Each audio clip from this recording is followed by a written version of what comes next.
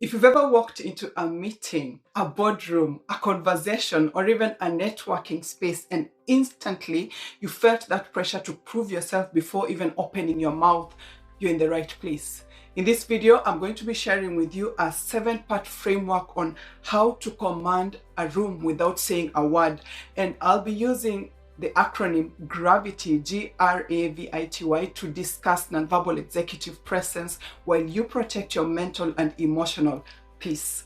Hi, welcome back to my channel. And if we are meeting for the very first time, my name is Nancy. I'm a former airline professional turned workplace leadership trainer. I've also authored books that are grounded in leadership and customer experience, the backbone of my career. So you'll mostly find me on this platform discussing topics on the same, leadership, professional growth, career advancement, as you stay mindful of your mental and emotional well-being. So if you're in a leadership role or you aspire to take up one soon, I believe my kind of content will resonate with you. Kindly consider subscribing. Press the notifications button on your screen and you will be receiving regular updates whenever I release a new video. And thank you so much for joining and growing with this community. There's a way that you can turn quiet presence into your greatest professional asset. And this is specifically for you. If every time you walk into a new environment, you experience that pressure, to look confident, to seem composed, to appear sharp, impressive, capable, unbothered, but in a way that no one overlooks or even mistakes your quietness for weakness. And I personally know that pressure. You want to make sure that no one questions whether you belong in that room. But I've also learned that real presence is not about forcing the room to notice you. It has more to do with becoming so anchored that the room just feels you, No fake confidence, no performance to impress, no intimidation tactics. So by the end of this video, you're going to know just how to show up in different professional spaces using silent influence while actually lowering your own stress. If you're ready, let's start with the letter G, which stands for gaze mastery. Before saying a single word, people will always pick information from your eyes. Are they settled or are they just darting around? How long do you hold eye contact? And this is not just about looking at people, it's about information processing and emotional regulation. When you control your gaze, you control your brain. And you've probably been conditioned to make yourself visually softer in powerful spaces. Someone once said to you that, being too direct might make you seem intimidating, too strong, too much, too hard, too threatening. And now you automatically lower your gaze when you enter a room, or you smile to soften your sharp edges, or you use your eyes to check whether you're accepted in that environment. There's a difference between warmth and self-erasure. You can be warm and still be visually grounded. You can be approachable and still hold your gaze with certainty. And I have 3 suggestions that you can try using the next time you enter a room just to help control your gaze. The first one is the power triangle technique, the one-on-one mastery. When in a conversation, people shift their eyes between a person's left and right eye, which can actually give the impression that you are nervous. With the power triangle, you're going to signal focus without overwhelming the other person, Instead of darting between eyes, like just imagine a small triangle on the person's forehead, and let your gaze rotate slowly between their left eye and the right eye and the center of the forehead. Just focusing on the forehead is going to slightly elevate your eye line, which is going to create a psychological perception of authority. It feels very intense to them, but it's steady to you. And then spend 70% of the time in this triangle while the other party is speaking. This is the gaze hold ratio, of a leader. Then the second one is the soft focus, or the boardroom scan, if you may. In a room with 10 or more people, staring or hard focus can make you look predatory or even anxious. High performers use the soft focus to take a 180-degree field of vision, So instead of snapping your eyes at the person that is speaking to you, just relax your eye muscles completely and then move your head in a slow rhythmic arc. Don't let your eyes to lead your head. your head and your eyes should move as one solid unit. And this shows that you're actually scanning the entire environment, not just reacting to the loudest noise. And the benefit here is that it's going to prevent you from being starstruck by high status individuals in the room and allow you to acknowledge everyone equally.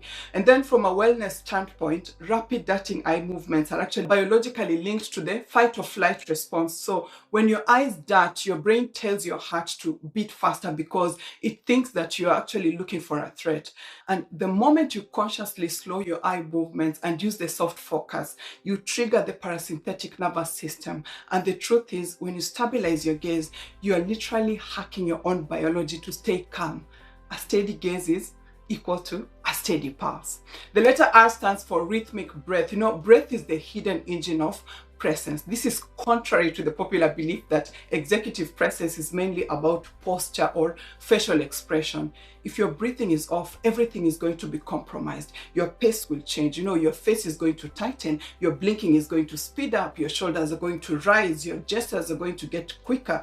I personally know that feeling, where you look so composed on the outside, but you have to manage the internal noise of your own body. Breath is how you communicate safety to yourself. So when your body feels safer, your presence is going to become more powerful. And the idea here is to pivot from looking like a leader to actually feeling like one. Just think about it, in a high stakes meeting, time can feel like it's accelerating. When we are nervous, our internal clock just speeds up. We speak faster, we move faster, we react instantly. This time dilation actually signals a lack of authority on your part.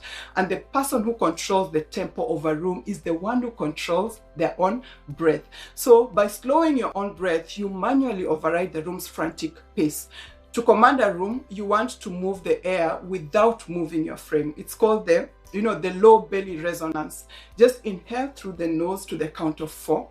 Expanding your lower abdomen and the sides of your ribs, and then exhale to the count of 6. And your shoulders at this point should remain completely still. This is going to create a fullness, in your torso that will actually make you appear physically larger and more grounded to everyone who's watching you. And when you speak from this standpoint, from this breath, your voice carries a natural weight that demands attention. And then there's also the 4-4-4 executive box breath, where you inhale for 4 seconds, you hold for 4 seconds, then you exhale for 4 seconds. And this calms your body as your brain gets the signal to lower your heart rate immediately. So during a meeting, if you notice yourself speeding up internally, just come back to your breath. Let it become slower, lower, steadier, and you'll notice that your cortisol levels are going to drop in real time, allowing you to make high-level decisions that make you stand out.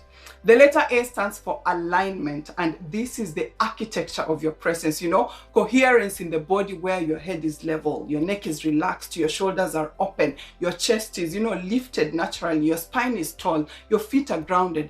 Alignment is the difference between trying so hard and looking stiff and having that effortless demeanor.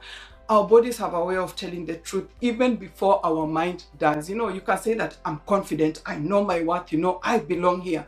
But if your shoulders are collapsed, your chin is tucked, your body is folded inward, and your whole posture just looks protective, the room is going to pick another vibe. And in most professional spaces, your verticality is actually equated to status. Why? When we are stressed, our bodies naturally check into the self-protection mode. And that's where the shoulders hunch, the neck shortens, and we try to become smaller. So to command a room, you have to resist that biological urge to shrink. You're not just standing up straight, you're actually occupying your full height. And the idea here is to look like you're being suspended from above rather than propped up from below. And this is what creates a look of relaxed readiness. It's called the crown pull technique.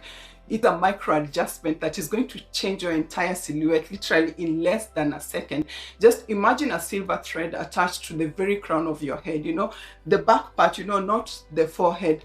And then imagine that this thread is gently pulling you towards the ceiling. And what is going to happen here is that your chin is going to naturally tuck in slightly, removing that searching or begging neck tilt. And then your backbone is going to decompress, adding at least an inch to your perceived height. And your shoulders are going to naturally drop away from your ears without you even having to force them down. And this is going to feel strange, so practice it against a wall first. Ensure that your heels, your glutes, your shoulder blades, and the back of your head is touching the wall. That's your power baseline, And then to avoid looking robotic at first, you're going to need to combine this vertical lift with horizontal breath. And that is where the micro shifting of your shoulders is actually going to come in, what we call the scapular set. And what happens here is that instead of shrugging your shoulders back, just think about tucking your shoulder blades in your back pockets. This is automatically going to open your chest and expose the vulnerable center, the throat and the heart area. And when you expose these areas, you're subconsciously signaling to the room that I am safe and confident in this environment and I don't need to shield myself. Alignment is about how your brain sees your situation. So by pulling your crown and setting your shoulders, you're literally sending a chemical signal to your brain that says, I choose to lead here. And your body is going to stop producing those panic chemicals and start producing performance chemicals. Just keep in mind that confidence does not start in your head. It actually starts in your spine. So if you don't align your body, your mind will never feel like it belongs at that table. And studies actually show that expansive upright posture, even for as little as 2 minutes, can increase your confidence hormone, and decrease the stress hormone. The letter V stands for value in stillness. In a room full of nervous energy, stillness in a person actually signals quiet authority. Stillness creates contrast, and contrast creates attention. Just imagine here are two people in a room. One is nodding at every word uttered, smiling a bit too much, tapping their pens uncontrollably, shifting their chair every 2 minutes, adjusting their clothes at every available opportunity, constantly touching their faces. That's fidget noise, too much reactive movement, And then there's the second person who's sitting quietly with their hands on their lap. They're not making a conscious effort to fill silent moments with visible activity. They've mastered the slow pivot, such that whenever they turn to look at someone, they do it deliberately. When they shift their attention, they actually calm. When they reposition their body, it feels like it's a well thought out decision. Which one of these two are you going to give your respect? Too much movement is equated to nervousness, and this weakens your authority. Your presence should not be frantic, Gravity does not rush. It's actually strategic silence in motion. So to turn a regular interaction into a power move without saying a word, just try this 2-second rule, It's actually a listening hack. When someone finishes a sentence, don't react instantly, just count to 2 in your head and then respond. And this shows that you're actually not just waiting for your turn to speak, you're actually digesting what they said. And the other person is going to feel heard, they're going to feel seen, and it's going to make you look incredibly thoughtful. And then for your visual hack, I mentioned it a few minutes ago, you want to embrace the slow pivot where when someone calls your name or walks into the room, you don't snap your head toward them, you move your eyes first and then you let your head follow in that slow, smooth arc. And this signals to those around you that you're in control of your attention. So from a wellness standpoint, stillness is a form of energy conservation, High pressure environments can actually be exhausting because we react to everything. Stillness is how you protect your peace. It's literally your way of saving your brain power for the decisions that actually matter. So moving forward, start treating movement like currency. Don't spend it unless it's absolutely necessary. The letter I stands for internal fortress, and this is the battery behind this entire framework, the black box of the gravity system. It has everything to do with your mental and emotional grounding. What you say to yourself before entering any room. You can copy posture, you can copy eye contact, you can reduce fidgeting, you can even breathe more slowly. But if your internal state is compromised, if you're insecure, you're approval hungry, people are going to still see through the cracks and feel that tension underneath it all. In spaces like boardrooms, auditoriums, conferences, conference halls, people read your vibe, but this is just the external reflection of your internal monologue. So if your inner voice is saying, I hope they don't ask me that question, I probably don't belong here, your body is going to leak that information through micro expressions. You don't have to try to look confident, just remind yourself that you are competent. And when the internal script is solid, the external presence is automatically going to work for you.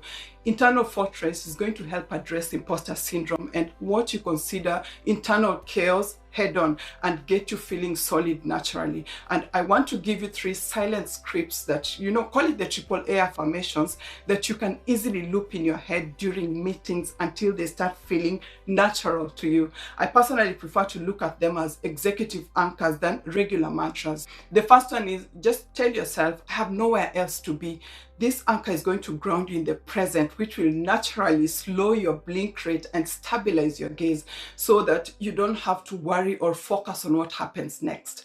And then the second anchor, I am the observer, not the subject. And this one is supposed to flip the power dynamic so that instead of feeling like the room is judging you, you mentally position yourself as the one who's evaluating the room. And you're going to notice that the performance pressure is literally lifted from you. And then the third anchor, tell yourself, my silence is my strength.